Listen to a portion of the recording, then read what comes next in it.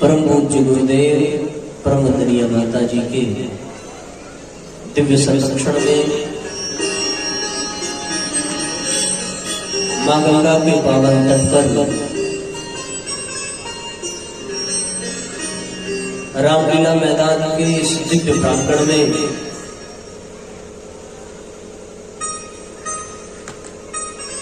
चार दिवसीय श्रीमद् पावन प्रज्ञा पुराण कथा के दिव्य आयोजन में व्यासपीठ के समक्ष विराजमान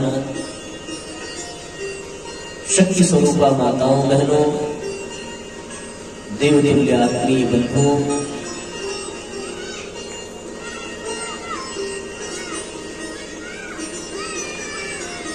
व्यासपीठ की ओर से आप सबका बहुत बहुत स्वागत, बहुत बहुत अभिनंदन है। इस आयोजन के प्रथम सत्र में हमारे साथ मंच पर विराजमान आदरणीय पिताश्री, हमारे बगल में बैठे हमारे बड़े भाई एवं इस कार्यक्रम को बहुत सुंदर तरीके से आगे की ओर, मधुरता की ओर बढ़ाने वाले हमारे संगीत के भाई,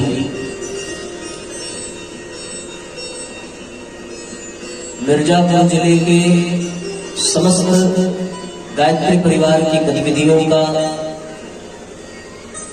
संयोजन समन्वयन करने वाले परम आदरणीय हरिहर बाबू जी, आज चुनार ब्लॉक के यहाँ उपस्थित सभी गायत्री परिवार के नैष्ठिक कार्यकर्तागण साहित्य स्टॉल के माध्यम से परम पूज्य गुरुदेव के साहित्य को, उनके विचारों को घर घर तक पहुंचाने के लिए अपनी अथक सहयोग प्रदान करने वाले विद्यमान यहाँ हमारे सभी आदरणीय कार्यकर्तागण, विज्ञान के माध्यम से लाइव सुन रहे, इस कार्यक्रम को देख रहे सभी सत्संग प्रेमी भाई बहन, आप सबसे हृदय हिमालय में विद्यमान परमपिता परमेश्वर को प्रणाम करते हुए आज के इस पुनीत पावन सत्र का शुभारंभ करते हैं। एक बार आप सब लोग जरा जोरदार जय घोष करेंगे, दोनों हाथों पर उठा लें। आपके जय घोष की ध्वनि से ही ये अनुमान लग जाएगा कि आप सुनने के पक्ष में है भी या नहीं, है ना? तो दोनों हाथों पर उठा लें, जय घोष करेंगे। बोलिए भगवान महाकाल की। थोड़ा गुंजाइश बची, उपवास तो नहीं है 9 दिन का आप लोगों का, सबका है। कौन कौन उपवास वाले हैं जरा हाथ पर उठाएं, जिन्होंने 9 दिन का उपवास रखा है। 1 2 3 4 5 लोगों के 9 दिन उपवास रहने का इतना बड़ा प्रभाव। ठीक है, तो उपवास वाले नहीं जय घोष करेंगे, जो उपवास नहीं है आप वो लोग जय घोष करेंगे, ठीक है ना? जिनका उपवास नहीं है वो दोनों हाथों पर उठा लें। आप लोग गंगा मां के किनारे बसने वाले हैं, अमृतपान करने वाले हैं। बोलिए गंगा मैया की, बोलिए बाबा विश्वनाथ की, बोलिए श्रीमद् पावन प्रज्ञा पुराण की। नमः पार्वती पतये, हर हर महादेव।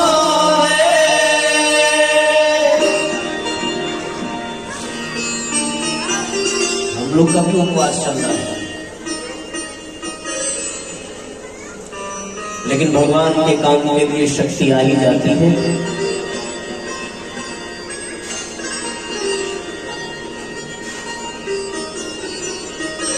श्रीमद् भागवत प्रज्ञा पुराण कथा के अंतर्गत हम सभी यहाँ परम पूज्य गुरुदेव एवं ब्रह्मनिया माता जी के दिव्य संरक्षण को प्राप्त कर रहे हैं। साथियों, बड़ा सुंदर संयोग है कि हम सबको आज से अगले 4 दिनों तक सत्संग का, ज्ञान यज्ञ का लाभ प्राप्त होगा। सत्संग से हमारी बुद्धि परिमार्जित, परिष्कृत होती है। ज्ञान यज्ञ के माध्यम से हम अपने बुद्धि पर पड़े हुए अज्ञान के आवरण को मिटाने में सक्षम हो पाते हैं, समर्थ हो पाते हैं। परमात्मा की कृपा से हर मनुष्य को बुद्धि प्राप्त है। कोई ये कह नहीं सकता कि हमारे पास बुद्धि का अभाव है। जिसको जहां जैसी आवश्यकता पड़ती है, जिसने जितनी साधना की है, तदनुसार उसकी बुद्धि उतनी परिमार्जित होती है, उतनी परिष्कृत होती है। पर देखा जाए तो इस दुनिया में एक भी मनुष्य ऐसा नहीं मिलेगा जिसको आप ये कह सकें कि ये बुद्धिमान नहीं है। हर मनुष्य अपने आप में विद्वान है, बुद्धिमान है। किसी और से तुलना करने पर वो कम ज्यादा अवश्य प्रतीत होगा, और ये नहीं कहा जा सकता कि ये व्यक्ति मूर्ख है। कुछ न कुछ बुद्धि सभी मनुष्यों के पास होती है। ये अलग बात है कि अध्यापक की दृष्टि से देखा जाए तो एक किसान मूर्ख प्रतीत होता है, पर किसान की दृष्टि से देखें तो अध्यापक के पास खेती गृहस्थी की कोई जानकारी नहीं है। यदि आप ये विचार करें, वकील की दृष्टि से देखें, क्योंकि कागजी कार्रवाई और तमाम कानूनी दावपेच ये वकील को पता है, पर डॉक्टर को नहीं पता होता। अगर डॉक्टर को देखा जाए तो रोगों के संबंध में, शरीर के किस अंग में कौन से रोग का कौन सा इलाज, कौन सी दवा से हो सकता है, इसका ज्ञान डॉक्टर के पास होगा। अपने अपने क्षेत्र में हर व्यक्ति माहिर होता है। अपने अपने क्षेत्र में हर व्यक्ति की अपनी एक पकड़ होती है, एक जानकारी होती है। जिसने जिस क्षेत्र में साधना की है वो उस क्षेत्र का ज्ञाता होता है, उसी क्षेत्र में वो अपनी बुद्धि का प्रयोग करता है।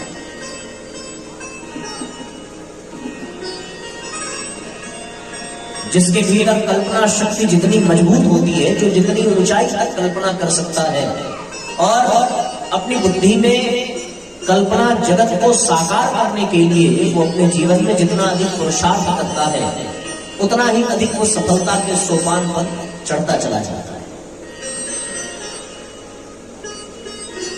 संसार में चारों तरफ यदि दृष्टि डाल करके देखा जाए तो केवल और केवल एक ही बात प्रमाणित होती है, और वो ये है कि मनुष्य की बुद्धि ही हर सफलता के केंद्र में है।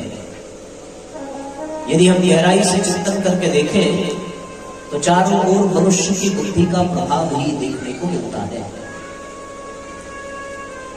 कहीं पर भी कोई भी निर्माण हुआ हो, चाहे वो सड़क का हो, भवनों का हो, मंदिर का हो, मस्जिद का हो, गिरजाघर का हो, किसी भी सुव्यवस्थित निर्माण में आप देखेंगे तो आपको ये प्रतीत होगा कि मनुष्य की बुद्धि का ही प्रभाव है।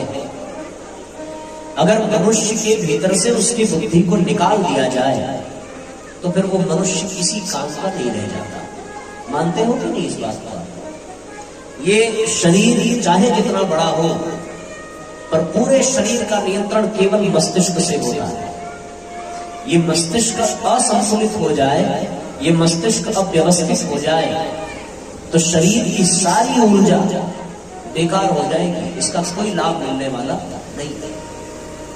शरीर कितना भी कमजोर हो, शरीर बिल्कुल शक्तिहीन हो जाए, पर मनुष्य का यदि मस्तिष्क सक्रिय है, मस्तिष्क यदि क्षमतावान है, तो वो शारीरिक कमजोरी के बावजूद भी बहुत बड़े बड़े कार्य कर सकता है, इसमें कोई दो राय नहीं।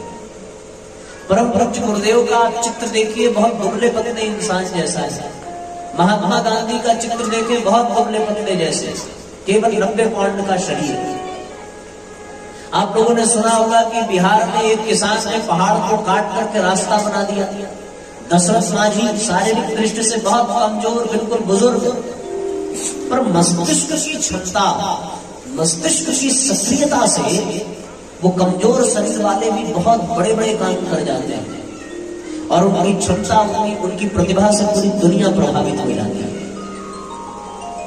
अगर आप ये कहें कि दुनिया में जितनी शक्तियां हैं, उन समस्त शक्तियों में सर्वश्रेष्ठ शक्ति बुद्धि की ही मानी जानी चाहिए। बुद्धि होगी तो ही आप पैसे की शक्ति का उपयोग कर पाएंगे, बुद्धि होगी तो ही आप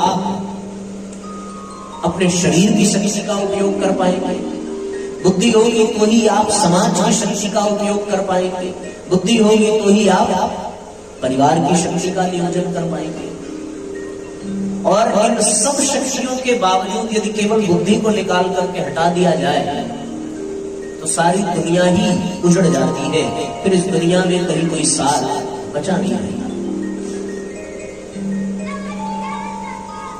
आपने किसी ऐसे भी व्यक्ति को देखा होगा जिसका मस्तिष्क ठीक काम नहीं करता होगा, उसके पास पैसा रुपया भी बहुत हो, उसके पास शरीर भी बहुत हो, शक्तिशाली, वो बड़े घर वाला हो, बड़ा परिवार हो, बड़ा समाज हो, सब कुछ हो, पर उसका मस्तिष्क ठीक से काम न करे तो वो व्यक्ति अपने जीवन में कुछ भी नहीं कर सकता।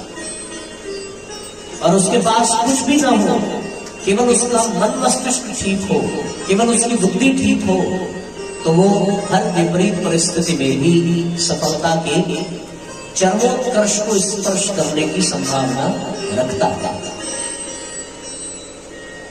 कुल मिलाकर के तात्पर्य केवल इतना है कि जहां सुमति तहां संपत्ति नाना, जहां कुमति तहां विपत्ति नाना। जहां सुंदरमति होती है, जहां श्रेष्ठ बुद्धि होती है, वहां केवल और केवल श्रेष्ठता ही देखने को मिलती है। पर जहां बुद्धि का अभाव हो अथवा वो बुद्धि दुर्बुद्धि में बदल गई हो तो फिर चारों तरफ केवल विनाश ही विनाश देखने को मिलता है, केवल बर्बादी ही बर्बादी देखने को मिलती है। बड़ा सुंदर प्रतीत होता है कि रावण के पास सब कुछ था, कुछ भी ऐसा नहीं था जो रावण के पास ना हो।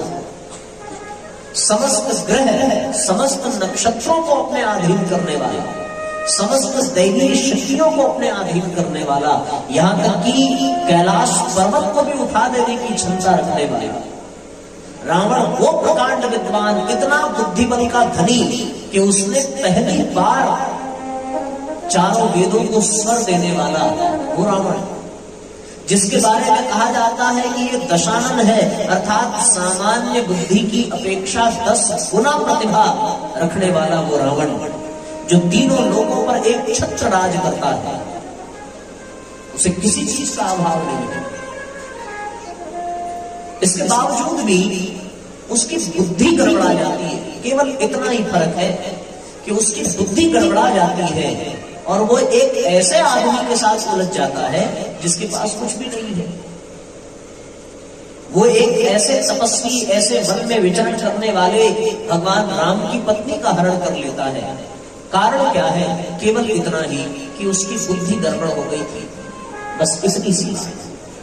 अगर बुद्धि भ्रमित हो जाए तो बड़े बड़े लोगों से भी बड़े नीच और बड़े तुच्छ कर्म करा देती है, और उस कर्म को करने के पश्चात वो व्यक्ति पतित होता चला जाता है, पतन के गर्त में गिरता चला जाता है। यदि आप गहराई से विचार करिए तो भगवान राम के पास रावण की अपेक्षा कुछ भी नहीं है। न उनका राज्य उनके साथ है, न उनके राज्य की संपत्ति उनके साथ है, न उनका परिवार उनके साथ है, न कोई विशेष धन संपदा, विशेष योग्यता, विशेष पद प्रतिष्ठा उनके पास है, बल्कि अर्ध वस्त्र धारण किए हुए, केवल वल्कल वस्त्र धारण करके पत्नी और छोटे भाई के साथ वन वन विचरण करने वाले रावण की अपेक्षा उसके पास कुछ भी नहीं था। हाँ, एक चीज थी कि उनकी बुद्धि ठीक थी, उनका मन मस्तिष्क साफ था। उनका मस्तिष्क ठीक होने के कारण वो धीरे धीरे धीरे धीरे रावण पर भी विजय प्राप्त कर रहे थे। इतिहास में ऐसे एक नहीं अनेकों उदाहरण देखने को मिलते हैं कि जब जब जब किसी का सर्वनाश हुआ है तो केवल उसके बुद्धि के भ्रष्ट होने के कारण हुआ है। गीता में भगवान कृष्ण ने अर्जुन से यही कहा है कि ध्यायते विषयान अंशः संगस्ते सुख जायते संगात संजायते कामः कामात् क्रोधाभिजायते क्रोधात् भवति सम्मोहः सम्मोहात् स्मृति विभ्रमः स्मृति भ्रंशात् बुद्धिनाश्यो बुद्धिनाश्यात् प्रणश्यति। कि विषयों का चिंतन करते करते व्यक्ति के मन में काम की वासना की भूख बढ़ती है। काम वासना में विघ्न पड़े तो क्रोध आता है। क्रोध आने पर बुद्धि नष्ट हो जाती है और बुद्धि के नष्ट हो जाने पर व्यक्ति को नष्ट होने में कितना समय लगता है, उसका सब कुछ समाप्त हो जाता है। विषयों के ध्यान से आसक्ति जन्मे, आसक्ति मन में काम को जगावे। कामना पूर्ति में बाधा पड़े तो जीवन में वो क्रोध बुलावे। क्रोध से मूर्ता हो उत्पन्न, ये मूर्ता स्मृति विभ्रम लावे। बुद्धि का नाश हो जाने पर फिर उस प्राणी को कौन बचावे। कोई दुनिया में शक्ति नहीं है जो बुद्धि को नष्ट कर सके। कोई काम बनाना है तो बुद्धि के बल पर ही बनेगा। कोई काम बिगाड़ना है तो बुद्धि को बिगाड़ दो, अपने आप बिगड़ जाएगा।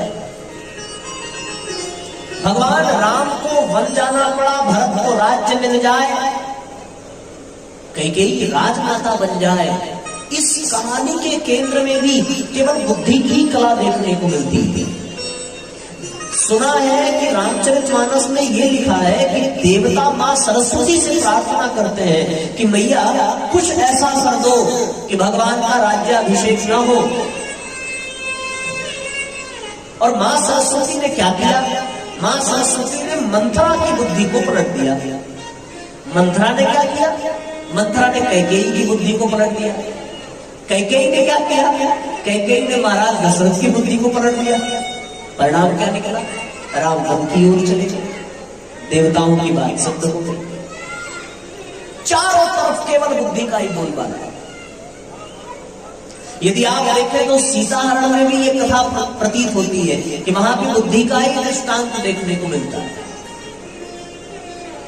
मां सीता अपनी कुटिया में है, भगवान राम उपासना कर रहे हैं, लक्ष्मण भोजन आदि की व्यवस्था के लिए, ईंधन के लिए वन से लकड़ियां जुटाने में लगे हुए हैं। इतने में मां सीता को एक स्वर्ण मृग दिखाई पड़ा। बुद्धि में उस सोने के मृग को पाने की कामना जगी।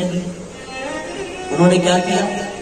उन्होंने भगवान राम के सामने अपनी इच्छा व्यक्त की कि प्रभु हमें वो सोने का हिरण चाहिए। कथा सुनिए आपने, रामलीला मैदान में बैठे हो तो देखते ही होंगे, सुना भी होगा, रामायण सीरियल में देखा भी होगा, पढ़ा भी होगा। कौन नहीं जानता इस घटना को? अगर वो भारत का निवासी है तो हर वो व्यक्ति इस घटना से परिचित होगा। पर जिस दृष्टि से मैं इस घटना को देख रहा हूं, उस दृष्टि से आप देखिए, आपको लगेगा कि ये घटना भी बुद्धि की गड़बड़ी से हुआ है। माता सीता के पास साक्षात ईश्वर है, साक्षात राम है, पर माता सीता की बुद्धि में थोड़ी सी गड़बड़ी आई और उन्होंने भगवान से ये कहा कि आप हमसे दूर जाइए और हमें जाकर के हमारी वो कामना पूरी करिए। दुनिया में दो ही चीजें हैं, एक ईश्वर है, दूसरा ईश्वर की माया। एक ईश्वर, दूसरा उसकी शक्ति। ईश्वर सीता के पास है, पर सीता उस वन में निर्धन है, कोई संपत्ति नहीं है। सोने का हिरण देखा, उस स्वर्ण के हिरण में उनकी आसक्ति हुई अब उसके लिए भले उनका पति उनसे दूर चला जाए, भले उनका भगवान उनसे दूर चला जाए, पर उन्हें वो संपत्ति चाहिए, उन्हें वो वस्तु चाहिए, वो पदार्थ चाहिए। ये कथा ये दर्शाती है कि परमात्मा को दूर कर देना पड़ता है पदार्थ को पाने के लिए। ईश्वर दूर चला जाता है उस मृग मरीचिका, उस माया रूपी हिरण्य को पाने के लिए, क्योंकि ईश्वर और माया दोनों एक साथ नहीं रह सकते। ये तो विधि का विधान है, जहां ईश्वर होंगे वहां माया नहीं होगी, जहां माया होगी वहां ईश्वर नहीं होगी। माता सीता के पास है ना भगवान राम है, पर बुद्धि की गड़बड़ी हुई और माता सीता ने कहा कि हमें धन चाहिए, हमें सोना चाहिए, हमें सोने का हिरण चाहिए, हमें अभी ला करके दीजिए। बोले अगर पकड़ने में मर गया तो उन्हें मरा ही चाहिए, कम से कम वो आपके पूजा के लिए बैठने के लिए आसन का तो काम करेगा। अब वो माया रूपी हिरण को पाने के लिए सीता ने अपने से ईश्वर को दूर कर दिया, और जब ईश्वर दूर हो जाए और माया की कामना जगने लगे तो फिर बुद्धि गड़बड़ा जाती है, और बुद्धि गड़बड़ हो जाए तब शांति रूपी सीता का हरण हो जाता है। अध्यात्म रामायण सीता को शांति का प्रतीक बताता है। आत्मा राम शांति सीता समाधिता, आत्मा रामो विराजते, सीता शांति का प्रतीक है। तो शांति समाप्त हो जाती है, शांति का हरण हो जाता है। कब हुआ है? जब बुद्धि गड़बड़ाई। तो राम का बन जाना बुद्धि की गड़बड़ी, सीता का हरण होना बुद्धि की गड़बड़ी, रावण का मरण होना बुद्धि की गड़बड़ी। चारों तरफ केवल बुद्धि की गड़बड़ी का ही बोलबाला है।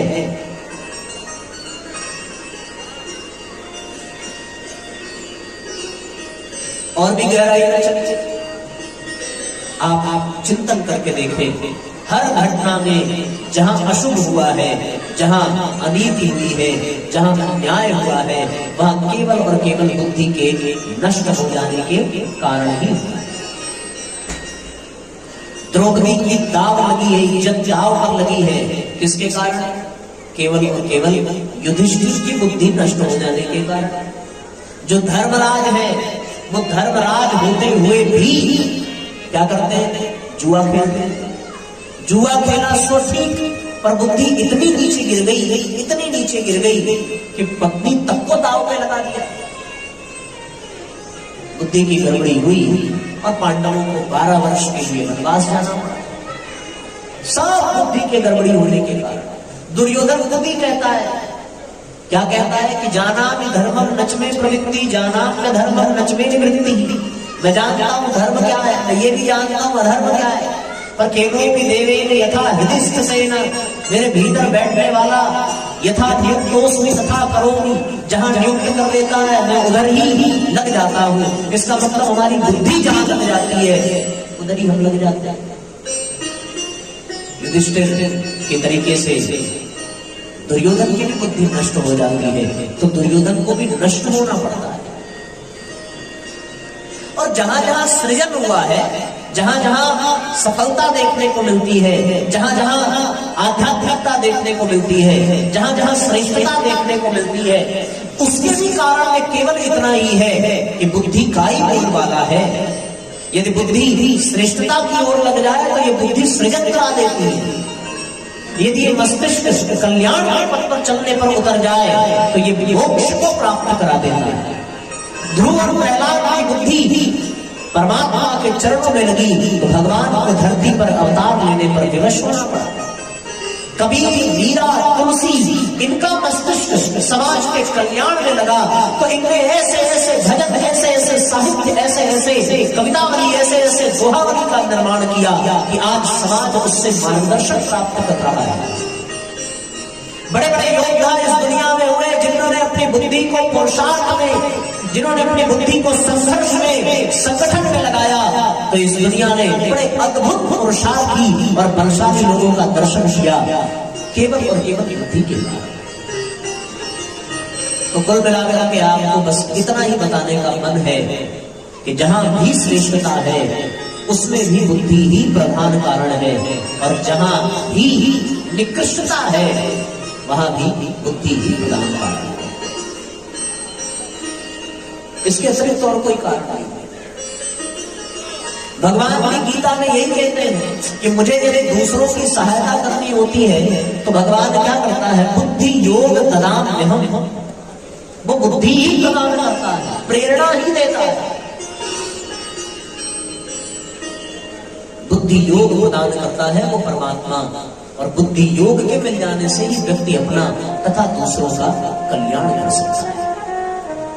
जिसकी बुद्धि सही काम में लग जाती है वो सच्चा अच्छा महान बन जाता है। देखो शराब आदि नशा करने के कारण होता क्या है, इन नशे से केवल और केवल बुद्धि ही गड़बड़ होती है, शरीर गड़बड़ नहीं होता, बुद्धि ही प्रभावित होती है। शास्त्र ये कहता है यत बुद्धि विलुप्ति, जो बुद्धि को विलुप्त कर दे, मादक द्रव्य उसको नशा कहते हैं। ये जितने भी नशे हैं वो बुद्धि को ही भ्रष्ट कर देते हैं। एक घटना याद आती है कि एक आदमी रास्ते से जा रहा था, वो बड़ा सज्जन, बड़ा साधु, बड़ा संत, रास्ते में एक कुआं पड़ा, कुएं में एक प्रेत रहता था, उस प्रेत ने उस संत को पकड़ लिया। संत ने कहा हमें छोड़ दो, बोले छोड़ देंगे। कब छोड़ोगे, बोले जब मेरा पाप कट जाएगा। तुम्हारा पाप कैसे कटेगा, बोले तुम्हें 3 में से कोई एक अपराध करना पड़ेगा, यदि तुमने ये अपराध कर दिया तो फिर हमारा पाप कट जाएगा। कौन कौन सा अपराध, बोले पहला अपराध या तो तुम शराब पी लो, दूसरा या तो तुम मांस ग्रहण कर लो, तीसरा या तो तुम किसी स्त्री का बलात्कार कर लो। तो संत ने विचार किया कि स्त्री का बलात्कार ये तो महाअपराध है, किसी जीव की हत्या करना ये भी बड़ा अपराध है, चलो शराब पी लेते हैं, थोड़ी देर बाद नशा उतर जाएगा और ये प्रेत भी मुक्त हो जाएगा, मैं भी चला जाऊंगा। उन्होंने शराब पी, शराब पिया तो परिणाम क्या निकला, बुद्धि नष्ट हो गई। बुद्धि नष्ट हुई तो उसके बाद संत ने क्या किया, उसके बाद उन्होंने जीव की हत्या भी की, मांस भी खाया और उसी बुद्धि के विनाश होने पर उन्होंने स्त्री के साथ बलात्कार भी किया। एक साथ तीनों अपराध कर डाले। क्यों? क्योंकि बुद्धि नष्ट हो गई थी, समाप्त। आप गहराई से देखें, जिनके यहां महानता दृष्टिगोचर होगी उनके यहां केवल और केवल बुद्धि को सही दिशा में लगाने के कारण ही, और जिनके यहां असुरता दिखेगी उनके यहां भी केवल और केवल बुद्धि के पराभव के कारण ही। बस इतनी सी बात है। अब बुद्धि का निर्माण कैसे होगा, बुद्धि में वो शक्ति कैसे आएगी कि वो बुद्धि दुर्बुद्धि के पाले से निकल करके सद्बुद्धि के पाले में प्रवेश कर जाए और सदा सर्वदा के लिए श्रेष्ठता का ही वर्ण करे, सदा सर्वदा के लिए कल्याण का पथ ही चुने और कल्याण के पथ पर ही अग्रसर हो।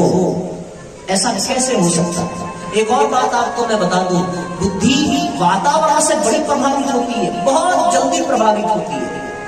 आप किसी व्यक्ति को किसी शादी विवाह में भेज दो, उसकी बुद्धि उसी अनुसार ढल जाएगी।